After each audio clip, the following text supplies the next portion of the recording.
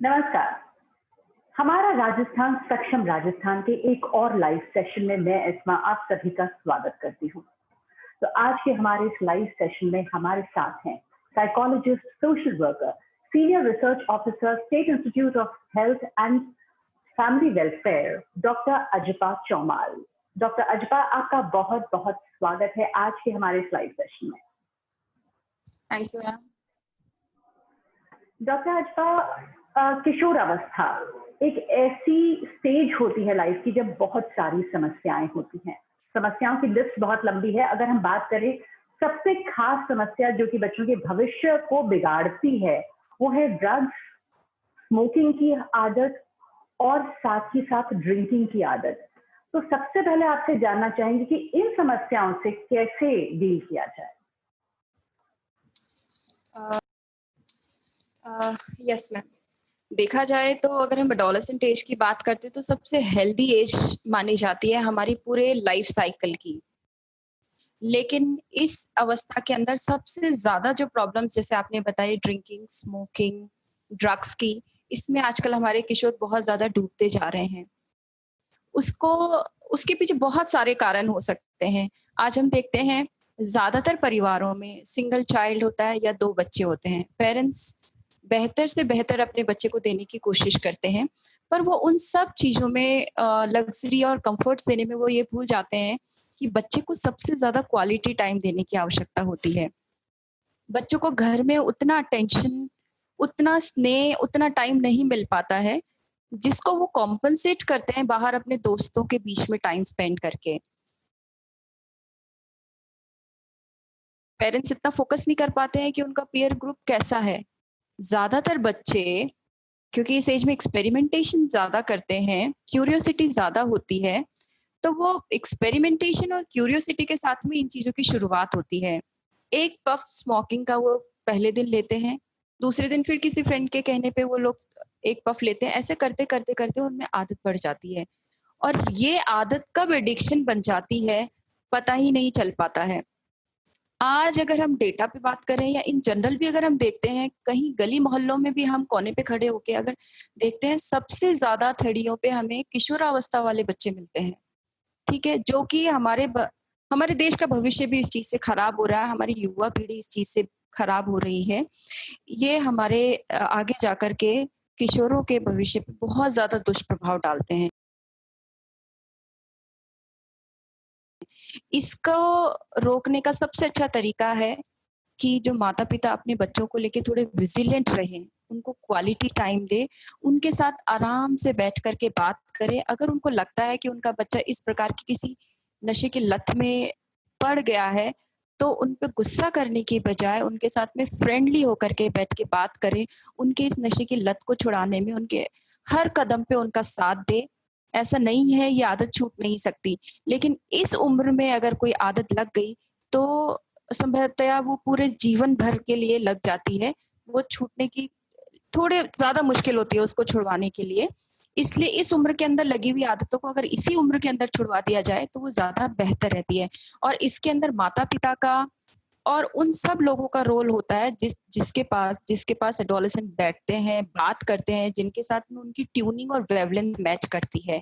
तो मैं उन सभी लोगों से ये आग्रह करूंगी कि जब भी एडोलेसेंट आपके पास में आए, उनके साथ में आराम से फ्रेंडली मैनर में बैठ करके बात करें। अगर वो आपको लगता है कि इस तरह की किसी आदत का शिकार हो गए हैं, तो बजाय उन पर गुस्सा करने के, उनको नीचा दिखाने के, नॉन जजमेंटल होकर के उनको इन सब बुरी आदतों के, उनके स्वास्थ्य पे होने वाले दुष्प्रभावों के बारे में बता के और प्यार से उनको सपोर्ट करे, उनको मोटिवेट करे ये सब आदतें छोड़ने के लिए। ये तो आपने बात हमें बताई कि किस तरह से पेरेंट्स का या वो जो सभी लोग जो कि एडोलेसेंस के आसपास होते हैं, family members, friends, peer group सभी आते हैं उसमें, उन्हें ही जरूरत है, उनका क्या रोल होता है।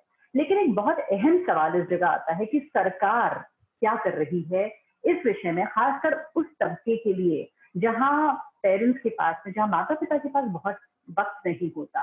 तो क्या सरकार की तरफ से कुछ ऐसी योजनाएं, कुछ ऐसा किया जा रहा है किशोरों के लिए? जी मैम, अभी गवर्नमेंट ऑफ इंडिया की तरफ से एक प्रोग्राम चलाया गया है राष्ट्रीय किशोर स्वास्थ्य कार्यक्रम RKSK, जो कि ऑल ओवर इंडिया के अंदर ये प्रोग्राम चल रहा है। 2014 से हमारे राजस्थान में भी चल रहा है। हालांकि राजस्थान की 10 जो हाई प्रायोरिटी डिस्ट्रिक्ट्स हैं, उदयपुर, डूंगरपुर, राजसमंद, बांसवाड़ा, बाड़मेर, जैसलमेर, जालौर, बूंदी, धौलपुर, करौली, जहाँ पे स्वास्थ्य सेवाओं की पहुंच थोड़ी सी कम है, चाहे वो उनके ज्योग्राफिकल एरिया की वजह से या जो भी उनकी समस्याएं हैं उनको लेकर के इस पे ज्यादा फोकस किया गया है। तो इसमें 10 से 19 साल तक के जो बच्चे हैं उनके ऊपर फोकस किया गया है। उनके लिए अलग से एडोलेसेंट फ्रेंडली हेल्थ क्लिनिक्स बनाए गए हैं जिनका नाम उजाला क्लिनिक रखा गया है। उसमें एक डॉक्टर, एक नर्स और एक एडोलेसेंट हेल्थ काउंसलर हमने बिठाया है, और जो स्टाफ उस क्लिनिक में बैठता है उनकी एक्सटेंसिव ट्रेनिंग करवाई जाती है हमारे द्वारा 4 से 6 दिन की, जिसके अंदर उनको ये सिखाया जाता है कि अगर आपके पास कोई एडोलेसेंट आता है तो उसको किस तरीके से डील करना है। क्योंकि कई बार एडोलेसेंट पेट दर्द की समस्या लेके आता है, लेकिन उसके दिमाग में और भी बहुत सारी चीजें चल रही होती है जो वो बता नहीं पाता अपनी हिचक की वजह से। इसलिए हमने उस स्टाफ को इस तरीके से ट्रेन किया है कि जब भी कोई एडोलेसेंट आए उसको इतना फ्रेंडली मैनर में ट्रीट करना है कि वो अपनी बात बिना किसी शर्म और हिचक के आपके साथ शेयर करे, उसको किसी तरह का कोई डर नहीं हो। इसलिए स्पेसिफिकली हमने एडोलेसेंट्स के लिए उजाला क्लिनिक बनाया है, जिसमें हम 6 थीम्स के ऊपर बात करते हैं। मेंटल हेल्थ उसका पहला थीम है, क्योंकि आज अगर हम देखें तो एडोलेसेंट हेल्दी दिखते हैं लेकिन वो मानसिक तौर पे उतने स्वस्थ नहीं होते हैं। उनको स्ट्रेस, डिप्रेशन और कई तरह की मानसिक समस्याएं होती हैं जो वो किसी से जाके बात नहीं कर पाते, उन्हें काउंसलिंग की जरूरत होती है। अगर हम देखें तो आजकल एडोलेसेंट्स की सुसाइड्स की केसेस काफी ज्यादा बढ़ गए, चाहे वो पढ़ाई का प्रेशर हो। इस एज में बच्चे अपोजिट सेक्स के प्रति बहुत आकर्षित होते हैं, गर्लफ्रेंड से झगड़ा हो गया तो डिप्रेशन में चले जाते हैं, अपने हाथ की नसें काट लेते हैं।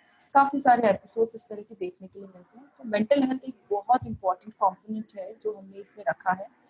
दूसरा आता सब्सटेंस अब्यूज। जैसे कि पहले हमने डिस्कस किया था कि इस एज के अंदर बच्चे ड्रग्स, स्मोकिंग और इन सब चीजों की लत में पड़ जाते हैं, तो उनको डील करने के लिए भी हमने इस पर्टिकुलर थीम को रखा है, जहाँ पे काउंसलर्स इस तरह की लत में डूबे हुए बच्चों की काउंसलिंग करते हैं और उनको ये लत छुड़वाने में मदद करते हैं। फिर बात आती है न्यूट्रिशन की।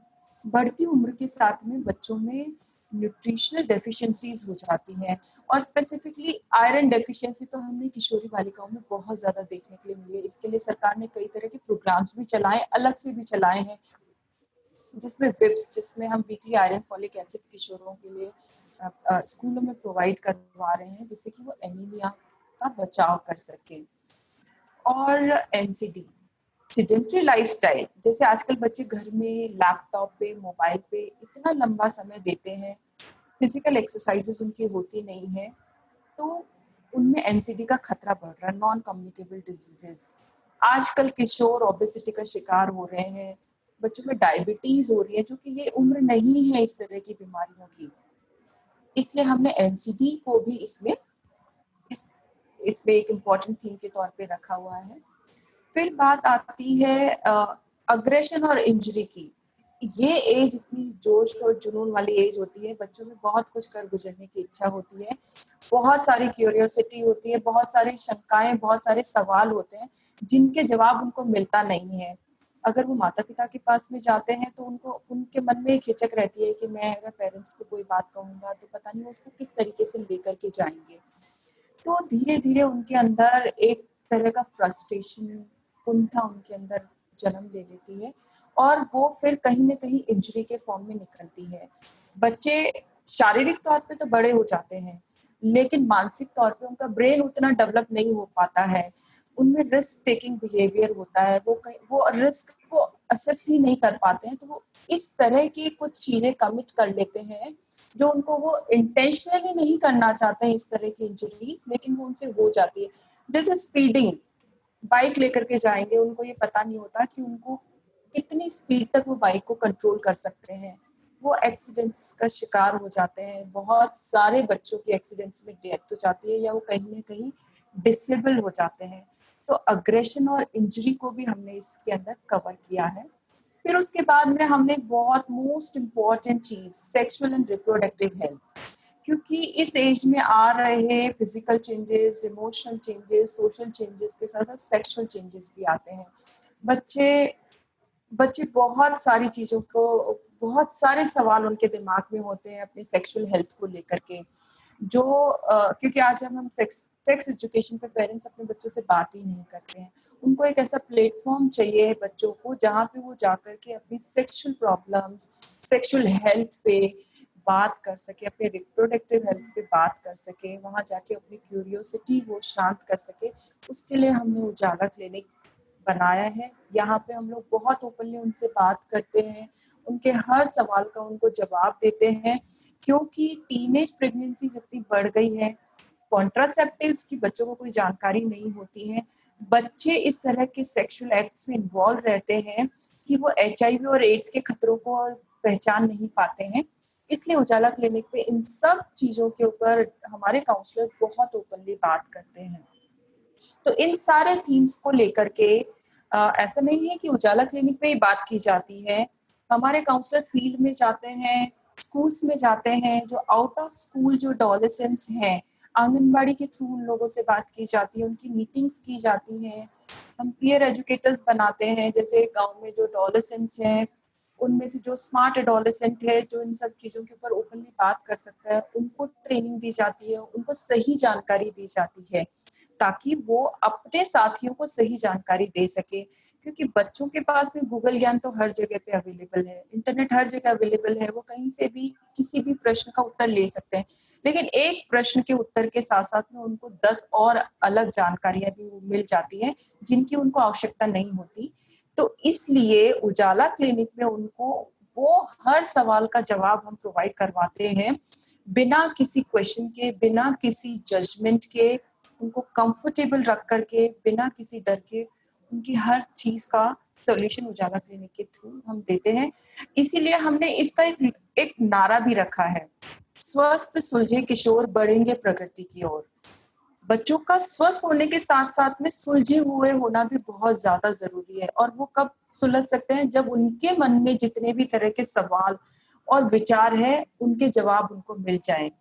इसलिए हम पेरेंट्स को भी काउंसिल करते हैं, टीचर्स की भी हम लोग ट्रेनिंग करवाते हैं, ताकि उनके पास अगर बच्चे आए तो उनको हर प्लेटफॉर्म पे सही जानकारी उपलब्ध करवाई जा सके।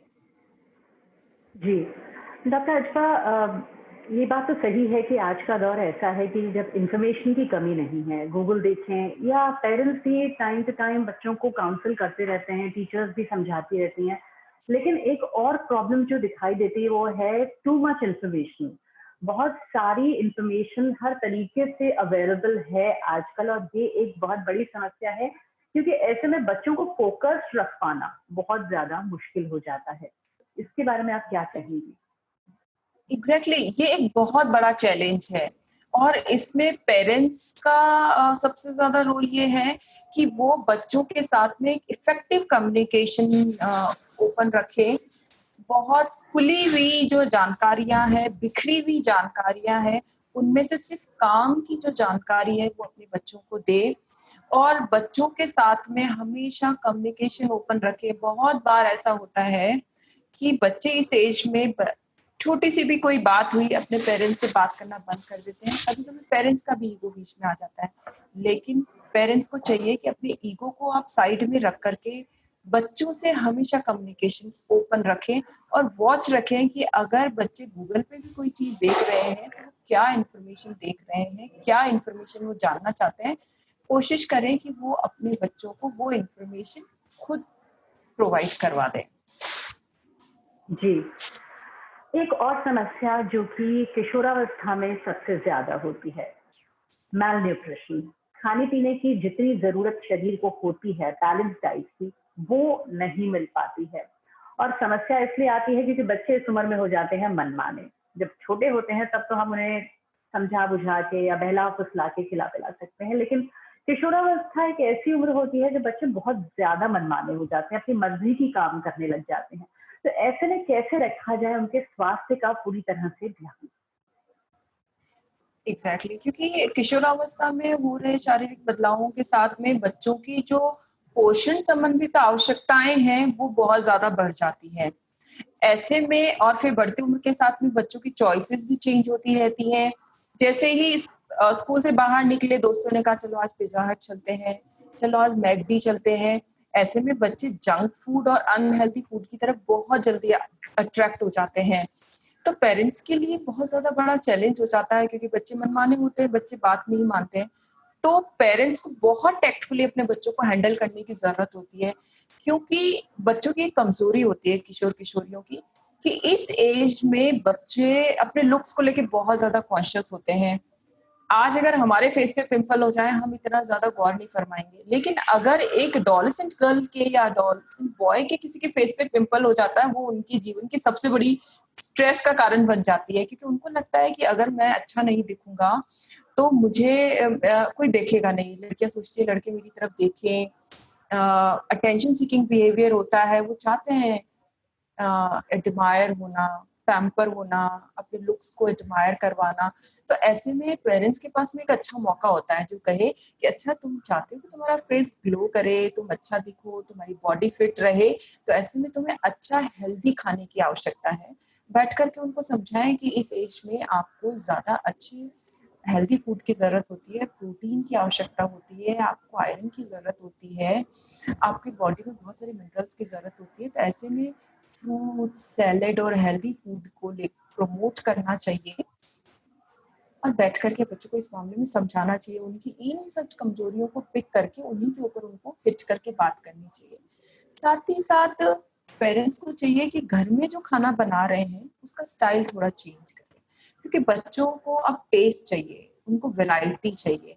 तो क्यों ना वो वैरायटी हम घर में ही प्रोवाइड करवा दें। अभी कोरोना के टाइम में तो देखा जाए तो हर माता-पिता अपने आप में शेफ बन चुके हैं। उनकी कुकिंग स्किल्स चेंज हो गई है, जो चीज़ें हम बाहर खाना खाने जाया करते तो वो हर चीज़ अब वो घर में बनाने लग गए हैं, चाहे वो पिज़्ज़ा हो, चाहे बर्गर हो, आइसक्रीम हो, सब कुछ हो। तो क्यों ना इस चीज़ का फ़ायदा उठाया जाए और वो इस हैबिट को कंटिन्यू करके जो बच्चे बाहर खाना खाते हैं, वो घर में ही प्रोवाइड करवा दें। एक ट्रेडिशन बना लें कि महीने में 1 बार पिज़्ज़ा खाया जाएगा, बर्गर खाया जाएगा, आइसक्रीम खाई जाएगी, तो घर में ही बना करके, क्योंकि घर में बनाई हुई चीज़ में और बाहर खाने वाली चीज़ में बहुत फ़र्क पड़ता है। वो हाइजीन के पॉइंट ऑफ व्यू से देखो या कैलोरी के पॉइंट ऑफ व्यू से देखो। तो ये थोड़ी बहुत मेहनत पेरेंट्स को करने की आवश्यकता है कि वो टैक्टफुली अपने बच्चे को हैंडल करें और घर का ईटिंग स्टाइल थोड़ा-सा चेंज कर लें। आई एम श्योर बच्चे इस चीज़ को समझेंगे और घर में एन्जॉय करेंगे इस चीज़ को, बाहर जाने की बजाय। और अगर बाहर का भी रखना है तो उसका भी एक एक टाइम लिमिट सेट कर दें कि वन्स इन अ मंथ या twice in a month, not every day. जी, जी। ये तो वाक़ई बहुत ही अच्छी टिप दी है आपने कि बच्चों को ये समझाकर कि कैसे उनके लुक्स पे फ़र्क पड़ेगा, ये एक बहुत अच्छी चीज़ है जो बच्चों से ऑफ़ कोर्स मतलब they will always go by this कि अगर देखने में वो अच्छे लगेंगे तो it will make them feel good. Concept चल रहा है। गर्ल्स में इतना ज़्यादा है अपने आप को ज़ीरो फिगर मेंटेन करने के लिए और उनकी खाने की इच्छाएँ भी रहती हैं। ये हमारे पास में कुछ केसेज़ आए हैं जिसके आधार पे मैं आपको बता रही हूँ। तो वो क्या करती हैं कि पिज़्ज़ा खाएँगे, बर्गर खाएँगे, जो खाना है उनको वो खा के अपनी इच्छा की पूर्ति कर लेंगे और इमीडिएटली थोड़ी देर बाद में वो उसको वॉमिट करेंगे, जिसको हम बुलिमिया कहते हैं। लेकिन उनको ये नहीं पता, उनको लगता है कि उससे हमारी कैलोरीज़ नहीं बढ़ेगी, मोटापा नहीं बढ़ेगा और हमारी इच्छा भी हो गई कि हमको पिज़्ज़ा खाना था, हमने खा लिया और थोड़ी देर बाद में हमने वॉमिट करके उसको निकाल दिया। लेकिन उसका इम्पैक्ट उनकी हेल्थ पे बहुत बुरा पड़ता है, जो वो नहीं समझ पाते हैं। लेटर एज में उनको बहुत ज़्यादा प्रॉब्लम आती है इस चीज़ की। जी, जी। बिल्कुल, तो इन समस्याओं का ध्यान रखना तो बहुत ही ज़्यादा ज़रूरी है। अब एक और प्रश्न जो हमारे फॉलोअर्स ने एक प्रश्न किया है कि लड़कियों के साथ किशोरावस्था में जो समस्याएँ दिखती हैं, जैसे जल्द शादी हो जाना, उन्हें स्कूल नहीं जाने देना या अर्ली प्रेगनेंसी, ये काफ़ी सारी समस्याएँ हैं जो इस समाज के तबके में ख़ासकर तो बहुत ही ज़्यादा दिखाई देती हैं। तो ऐसे में आपको क्या लगता है कि कुछ ऐसी योजनाएँ हैं जो इस वर्ग की किशोर बालिकाओं को सशक्त बनाती हैं? हाँ, हमारी सरकार द्वारा, राज्य सरकार द्वारा बहुत सारे योजनाएँ चल रही है। महिला सशक्तिकरण, बालिका संबल योजना है, राष्ट्रीय योजना है। स्वास्थ्य विभाग के द्वारा भी बहुत सारी ऐसी स्कीम्स चल रही हैं, जिसमें कि किशोरी बालिकाओं को अर्ली प्रेगनेंसी को प्रिवेंट करने के लिए कॉन्ट्रासेप्टिव्स उनकी उपलब्धता इंश्योर करवाई जा रही है। हमारे स्टाफ के द्वारा फील्ड के अंदर काउंसलिंग दी जाती है और उनको वो सब कॉन्ट्रासेप्टिव्स की उपलब्धता भी सुनिश्चित की जाती है। और माननीय दिया कुमारी जी के द्वारा भी बहुत सारे ऐसे प्रयास किए जा रहे हैं जिससे कि बालिकाओं को सशक्तिकरण और उनको एजुकेट किया जा रहा है। जैसे बालिका पढ़ाओ बालिका बचाओ योजना जो है, जिसमें प्रिंसेस दिया कुमारी जी हमारे यहाँ पे एम्बेसडर हैं, कई और जो हमारे यूएन एजेंसीज हैं उनके द्वारा भी बहुत सारे ऐसे इनिशिएटिव्स लिए गए हैं जिससे कि बालिकाओं की अर्ली मैरिज और अर्ली प्रेगनेंसीज को रोका जा रहा है। कुछ इस तरह की स्कॉलरशिप योजनाएं हैं जिससे कि उनको स्कूल में रिटेन किया जा सकता है, क्योंकि पेरेंट्स का ये कहना है कि हम बेयर नहीं कर सकते, फीस बेयर नहीं कर सकते हैं, ये नहीं कर सकते, तो स्कॉलरशिप योजनाएं दी जाती है जिससे कि पेरेंट्स अपने बच्चों को स्कूल से ड्रॉप आउट नहीं करवाते हैं, उनको स्कूल में रहने देते हैं, उनका फाइनेंशियल बर्डन कम किया जाता है। तो बहुत हमारे सोशल वेलफेयर डिपार्टमेंट के द्वारा भी बहुत प्रकार की जैसे राष्ट्रीय योजना है जिसके द्वारा बच्चियों को शिक्षा के लिए इतना अनुदान प्रदान किया जा रहा है। तो बहुत सारी योजनाएं हैं जिनकी जानकारी हम ले सकते हैं। 104 हमारी टोल फ्री वो चल रही है, सर्विसेज चल रही है जिसके ऊपर किशोर किशोरियों को किसी भी प्रकार की अगर समस्या है या किसी भी प्रकार की जानकारी चाहिए वो उपलब्ध करवाई जा रही है। जी जी। और अब डॉक्टर अजफा आपसे जानना चाहेंगे दिया कुमारी जी के इस इनिशिएटिव हमारा राजस्थान सक्षम राजस्थान के बारे में आपके विचार क्या हैं? हमारा राजस्थान सक्षम राजस्थान माननीय दिया कुमारी जी की एक बहुत ही सराहनीय पहल है। I really appreciate this move, जिसके द्वारा हमारी युवा पीढ़ी को जो जानकारियां मिल रही हैं इससे उनका आत्मविश्वास भी बढ़ेगा, साथ ही साथ उनकी निर्णय लेने की क्षमता भी बढ़ेगी। तो मैं कहूंगी I really thankful to princess Diya Kumari for this initiative. Thank you so much for giving me this opportunity to share my views and be a part of this foundation. बिल्कुल, हमें भी बहुत ही अच्छा लगा कि आपने ये जो जानकारियाँ दी हैं, इससे आई एम श्योर कि जो हमारे व्यूअर्स हैं, उन्हें बहुत सारी ऐसी चीज़ें, ऐसी टिप्स और ऐसी जानकारी मिली है, जो हम सबके लिए जाननी बहुत ज़्यादा ज़रूरी है, समाज को सही ओर लेकर जाने के लिए। आपका बहुत-बहुत धन्यवाद डॉक्टर अजफा और उम्मीद करते हैं कि इसी तरह से आप कदम उठाती रहेंगी, इस समाज में किशोर जो कि इस देश का भविष्य है, उन्हें आगे अग्रसर करने के लिए। आपका बहुत-बहुत धन्यवाद। Thank you.